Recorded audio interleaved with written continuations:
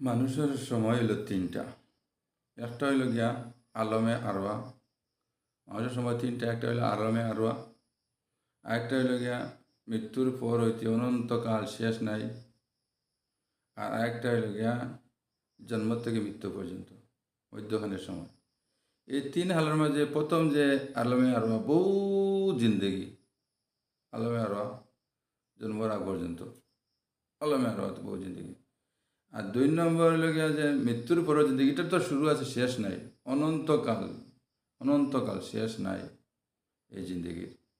আর মধ্যখানে যে জিন্দগি, সামান্য জন্ম থেকে মৃত্যু, সামান্য জিন্দগি, সেই জিন্দগি যদি আমরা, সেই জিন্দগি নবীজি বলেছেন সেই জিন্দগি সফরের মতো। সফরও কোনো যাইতে হইলে মানুষে গাছ পাইলে ছায়ার মধ্যে সামান্য বিচরণ করে, স্টেশনে সামান্য অপেক্ষা করে গাড়ির জন্য। ও সামান্য সময় গাড়ি আইলে চলে যায়, কেউ ছায়ার আরাম করার লাগলো, একটু পর উঠে ছায়ার থেকে চলিয়ে যাইতে হয়। এইভাবে দুনিয়ার জিন্দগিটা, সেই জিন্দগি যদি আমরা সুন্দর মতে যদি আল্লাহরে মানিয়া নবীরে মানিয়া যদি চলিয়া যায়, তাহলে যে অনন্তকালের জিন্দগি যেটা, সেটা সুখময় হবে। আর যদি সেটাকে যে নবীর তরিকা আল্লাহর হুকুম যদি পুরাপুরিভাবে মেনে না নেই, তাহলে অনন্তকাল কষ্টে আর কষ্ট হবে, অনন্তকালের জিন্দগির মধ্যে কষ্ট হবে।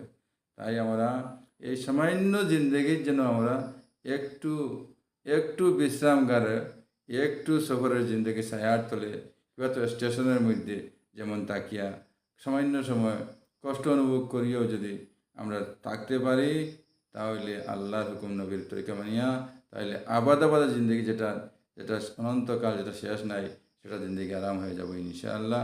আল্লাহ আমাদের সবাইকে এই জিন্দগির মধ্যে একটু কষ্টর সহিত হইলেও যেন আল্লাহকে মেনে চলি, যেন নবীকে মেনে চলি, আল্লাহ হুকুম যেন না তুড়ি, নবীর তরিকা যেন না তুড়ি, নিজের চোখকে যেন হেফাজত করি, নিজের কানকে যেন হেফাজত করি, নিজের জবানকে যেন হেফাজত করি, নিজের প্রত্যেক বডিকে যেন হেফাজত করি, আল্লাহর হুকুম মানিয়ে চলি ইনশাআল্লাহ। আল্লাহ আমাদের শান্তিতে বসবাস করার তৌফিক দান করেন, পরবর্তী জিন্দগি সুখময় জিন্দগি বানিয়ে দেন।